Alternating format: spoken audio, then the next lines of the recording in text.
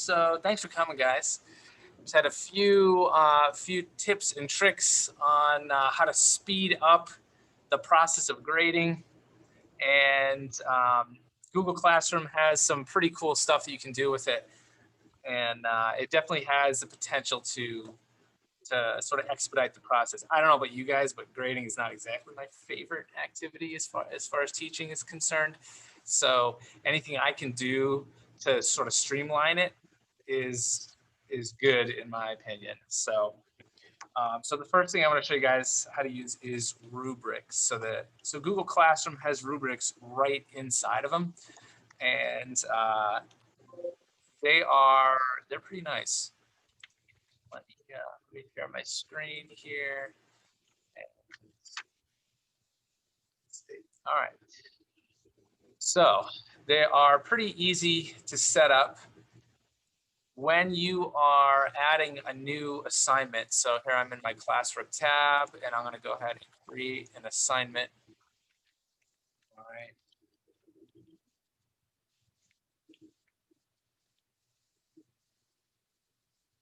All right.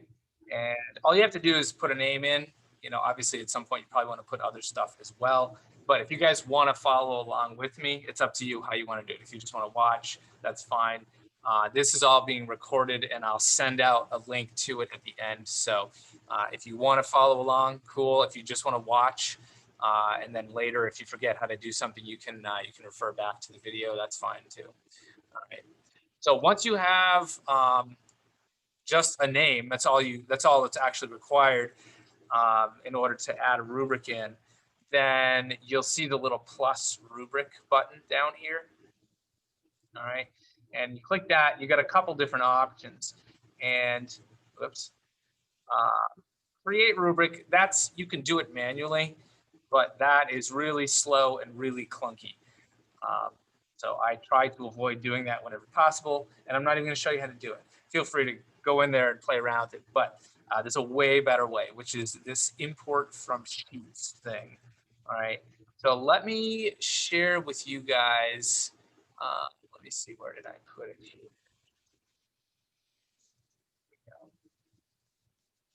So I have this document. You can see as soon as I click on my link, it's asking me to make a copy. So, and I use it this way for myself as well. This is how I'm going to send it out to you guys. But I also use it like this for myself. I guess I got to stop my screen share in order to get in the chat here. All right, so there, I just posted a link in the Zoom chat. So if you want to click that, you'll see what I'm seeing. All right, so this is a template for the rubric. So basically these imported rubrics, they use a Google sheet, a spreadsheet. And there's a certain way that you have to set it up with different rows and columns and stuff like that. But you don't have to worry about that. I've already done that work for you. So if you just make a copy of mine, then it's already all plugged in for you, okay? So right now I've populated it with a couple things just so that you can quickly use it right away. After this workshop is over, I'm going to go and clear all of these fields. So if you make a copy again next time, later, this will all be blank, so you can fill it in. All right. And you can see I've kind of like given little explanations on the first one here, and then all of the subsequent ones are the same. You just fill them in with different criteria. All right, so criterion, execution, I've got planning, and I've got creativity, and then running in this light blue box running across, I have the point values. All right, all of the sort of medium blue and darker blue boxes are optional. All right, I don't usually use them, but you can if you want to, and the kids will see what you plug in there. So if you want to add more detail, you can. All right. So once you have, taking the time to fill this out, then it is really easy to go in here and add it. All right. So let me now click on rubric, and then import from sheets back in classroom. And it should, if you just edited this sheet, it should probably be the first or pretty close to the first item in here. All right, so I'm just going to click on it and I'm going to click tab. All right, and that pops up this box here. And this is what you see when you do it manually. Okay, but you have to fill in all these fields and it's really obnoxious. All right, when you import it, it's already here. It's just a much easier and cleaner way to fill this thing out, basically. All right. Um, so Google Classroom has a glitch in it. If I go ahead and hit save right now, you'll see that I have error. It says there are errors on this page. Please fix and try again. And then if you scroll down, you'll see rating list is not sorted in order. Basically, what that's telling me is I haven't put them in ascending order from lowest to highest. 0, 25, 50. Obviously, they are in that order, but there's a glitch. So the way I've figured out how to work around that is you just click this. Ascending is the default, but you change it to descending, and you can see it flips them. All right, and then I flip it back. And that's personal preference. I like the lowest score on the left and the highest score on the right. You may want to just flip it to descending and it should be fine. It should work for you. But for some reason, by default, when you come in here, it does not work. All right, so flip it back. And then as soon as you hit save, now the error is gone. And you can see, oh, okay, now I have the rubric here. And I can click on that to get back in here if I want. All right. And if I click on, oh, my Zoom thing is going out. If I click on these three dots, I can go back into edit mode if I need to make changes or whatever. Right. So once I've done that, I can go ahead and hit assign. Obviously, I would on a real assignment, I would add more stuff, but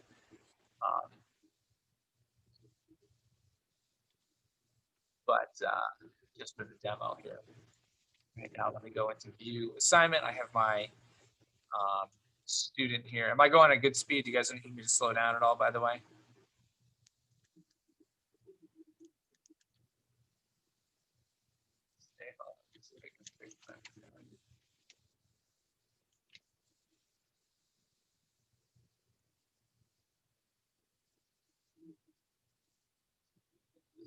There we go. Okay.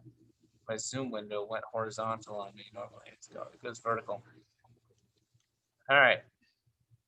So, so now that I've got that set up, it is super easy to grade. All right. So it takes a little bit more effort on the front end to set it up, but once it's set up, it is insanely easy to grade. Okay. I look at the kid's assignment and I literally just click, click, click, and I'm done. I'm ready to move on to the next kid. Okay. Now, obviously, you might want, you have to actually like verify, make sure you're clicking on the right thing or whatever. So however long it takes you to look at that stuff, you got to add that in, obviously. But as far as the actual act of plugging in the information so that it is available to the students, it takes literally like 2 seconds. All right. If you hover over each of these, you'll see this little like fly out menu, this little, or not menu, but this little like tooltip thing. And it shows you how many points each one of those is worth. And you can also see that over here in, okay, so this section is 50 points possible for the execution, all right? And if I click on this one, it's gonna be plugging in 50 out of 50. Over here is 25 out of 50, and over here is 0, all right? And also the total here and here are automatically updating as well. All right. So this just makes it so fast. I like love these things. I hadn't really used them much up until this year, but I'm pretty much doing all of my grading with these things now because it's so quick. All right. So let's see, what else can I tell you about these things? A couple of quick points. Let me go back and edit the assignment. So I'm in this edit mode here. And let me just point out a couple things here. So if you look at the rubric here, it says, okay, this rubric is worth 100 points. And if I go into it and I add up, okay, so this section is a max of 50 because the highest point value is 50. This one's 20, this one's 30. All right. So that is totaling up to 100. So that's a good thing. However, it is actually possible, say, for example, let me edit this. And let me make this one like out of 40. All right, so now, I'm gonna get my stupid error again. Anytime you make an edit, you have to do that. What is going on now?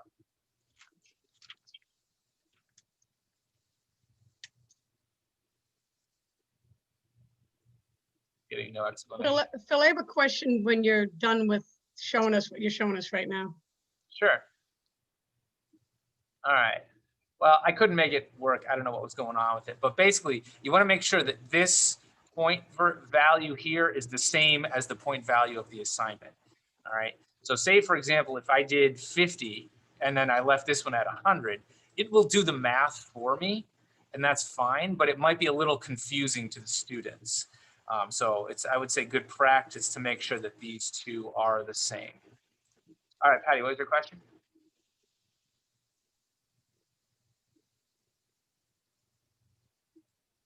Patty, are you there? You're frozen? I'm frozen? Yeah, I am. I'm sorry. I don't know if it's you or me. It looked like you were lagging a little bit. Actually, it looks like you're I don't know if you're frozen because of my internet connection or. Okay. I don't know. So it's my internet's been bad all day. It usually happens after 11 a.m. After that lunch break that I have problems, but not before that. So I want to know how I can do a 0 to 100 by maybe clicking on something. Do you know what I mean? Because somebody might get a 95, somebody might get an 85, and somebody might get an 80. So is there any easy way to do that on class participation? So you're talking about with this rubric system?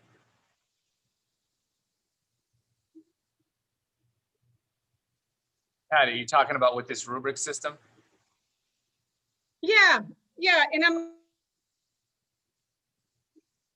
I think even if it's just participation, 1 through, I don't like, basically it's either, this hardly anybody gets a 0, but there are zeros. It's like 0 to 100, but at 5 increments of 5. All right, so. Would I have to build that many in a spreadsheet?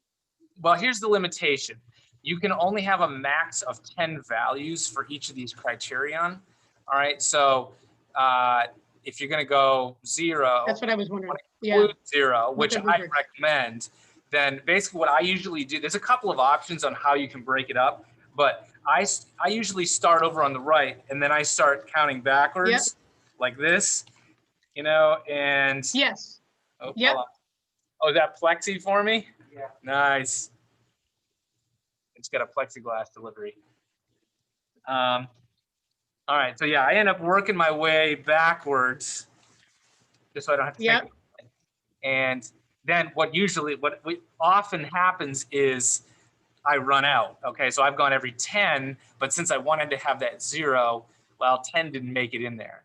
Not that big deal, because let me show you what this looks like when you go to grade. Hold on. I think I can just cancel it here. That's what I was wondering. All right, so what I can do is, so I have 0, 25, and 50 here, but say maybe this kid got, a 40 for whatever reason, and I'm just like, I like the detail, I like the granular grading of being able to take 1 point off. So what you can do is you can actually manually enter in here a number. All right, it's not as quick as just clicking. That's what I was wondering. Okay. But you can do it and it will calculate correctly. So you have two options if you do that. You can click on one of these. But for most of mine, yeah. What's that? No, I think that's awesome. Yeah, that's awesome because we can just throw a number in if we want to throw a number in. Exactly. It doesn't, you're not quite as limited. It doesn't have to be in those increments. Right. That's what I was wondering. So you have two options. That's good to know.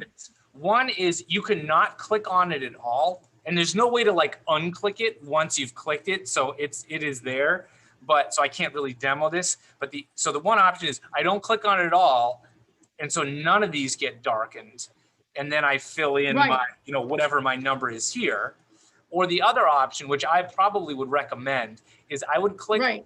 the point value below the number you're plugging in. So since I have 0, 25, and 50, I'm plugging in a 40. So I'm going to click the 25. All right.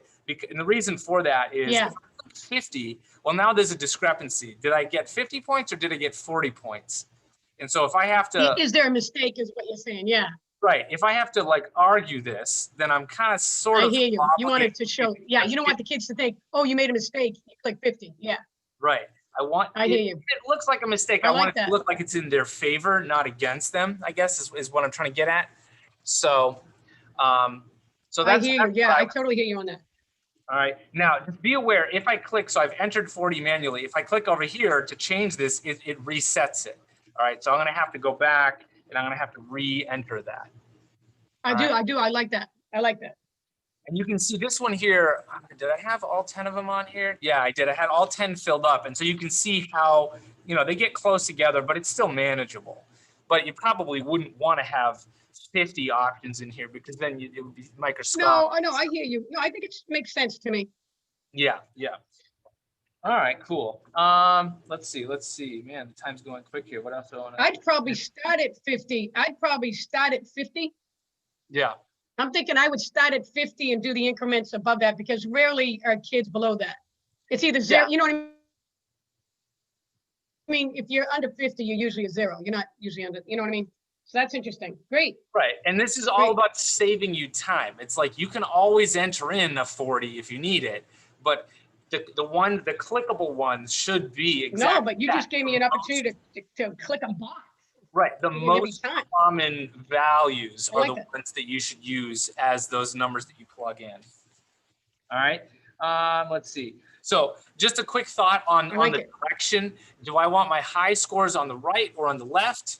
You know, I would pick one and stick with it always because what I've done is I've gone in here and accidentally flipped it. Yeah. And then I'm like, oh, this kid got all the points. So I immediately, without even thinking, I go over and I click on the far right one and oops, I just gave the kid a 0. All right. So hopefully I noticed that, but it's much safer if I just get in the habit. Yeah. This is how I always do it. My high scores are always on the either left or right, whichever one you prefer. Yeah.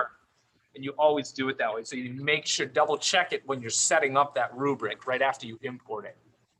All right. Let's see. Another thing that it did not used to be the case, but it is the case now. You can add a rubric after an assignment exists. So it used to be the case that once you gave the kids the assignment, you were toast. If you didn't get it done in time, then that's it. You have to figure some other way out of grading.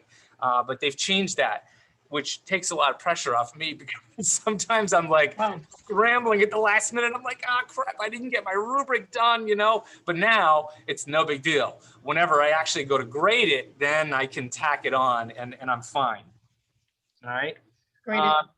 One thing you should know. I'm like you, grading is the worst part of my job. Yeah. Yeah. Grading's the worst part of my job. It's definitely up there for me too. Hate it. All right, so another thing to know is when you start grading, as soon as you go into the first student and you click the first one of these boxes, it basically pretty much locks the rubric. All right, so up until that point, you can go back, you can edit the rubric, you can, you know, it's easy to change. You can swap it out for a different one or whatever. But as soon as you click that very first box, it really locks it down and there's a very limited number of things that you can do after that point to make changes. All right, so suggestions for dealing with that are, one thing that I've kind of been doing is in here, I tend to start adding more sections than I sort of envision I will need, or more point values, I guess I should say. So, you know, maybe when I first came into my planning section, I was like, I'll just do 0, 10, and 20. That should be fine.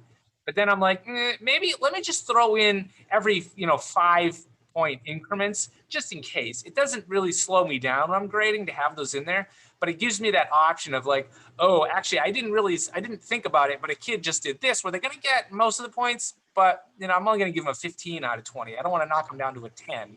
So adding sort of more as long as you have space, obviously, you've got the 10 options max. But if you have space, you might want to add in a few extra point values just to speed it up for yourself. All right. Let's see, what else do I have here? Okay, so what does the students see? All right, so over here, I have, I'm logged in as a student in another web browser here. All right, so if I look at test assignment 2, I see nothing. I can see the categories here and their point values, but I don't actually have a grade. So what I have to do as the teacher is I have to return this thing. All right, so over here, I'm going to click return. And this, oh, by the way, this box is checked automatically once I start clicking that stuff.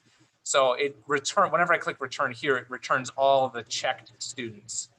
All right, you'll see a list of them here if there's multiple. Return again.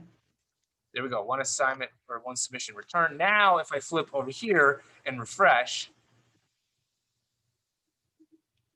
okay, now I can see. And so basically the kid sees exactly what you see at this point. All right, if they want, if you added additional information into like the description sections, like here, these like slightly darker blue ones or these sort of medium dark blue here, all that stuff appears if the kid clicks this little expand button. All right, you can read the full, you know, and this is how you can really make it look like the classic rubric if you want to go that route. I hate classic rubrics personally. I feel like they're way too general. But if you want to write more in there for, you know, whatever your approach is, this is where the kids will see it. You know, this is a good place to stick in like reasons why the kid lost points or whatever, you know. All right, let's see, what else?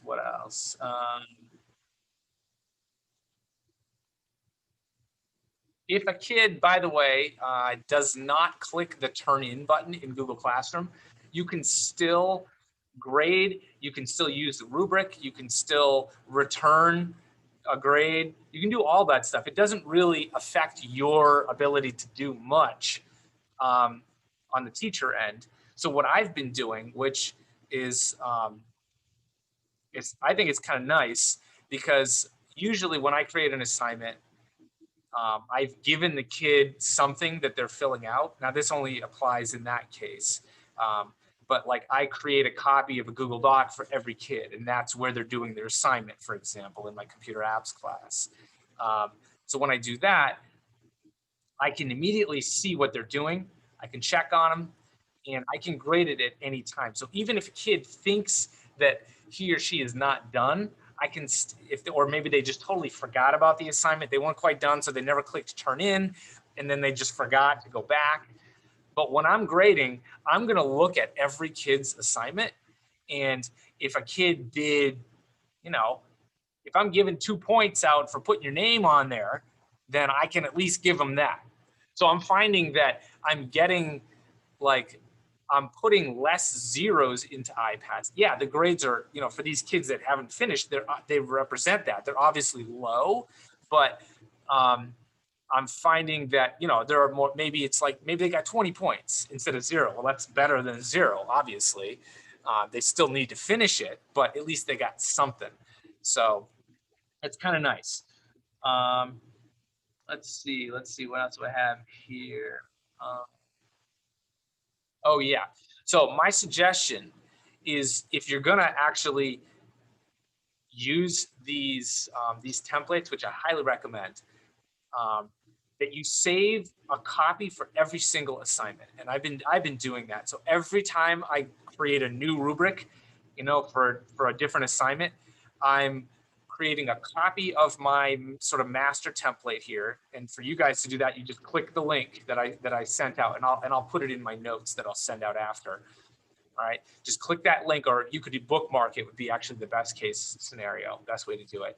Click your bookmark. It will ask you if you want to make a copy every single time. Make a copy, and then give it a name. So up here in the name field, you know, I'm going to say, okay, this is assignment 2 or whatever. All right. And then take a moment and click on the little folder icon here. And if you don't have a folder for each of your classes in Google Drive, I would recommend that you set that up. It'll only take you 4 minutes. All right, so I have that. So I'm gonna go into my computer apps class, and I've taken it a step further where I have a folder for each unit. Now, I've only done 1 unit so far in my apps class, so this is the only one available. And then I have a folder for each section. You know, you don't have to be this organized necessarily, but I like to be. Because it helps me to find stuff. I have like thousands and thousands of files. And so if I don't keep them organized, it gets to be a mess real quick. So I'm gonna go right down in here and I'm gonna click move here. All right. And then as soon as I do that, now it exists in that folder. So like next semester or next year, when I go to teach this class again, there it is, my rubric, it's already done. All right. And as I'm grading, by the way, I will make tweaks to this thing, which won't apply to this semester.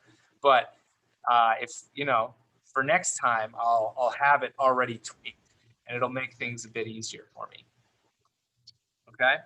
I think that's pretty much all I have to say about rubrics, but they are awesome and I highly recommend them.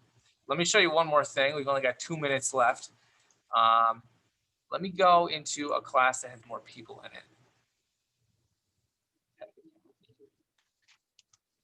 All right, this is sort of really quick grading. So if you've got, this works great for like exit tickets. This is a kind of grading where it's like, did the kid do it or not?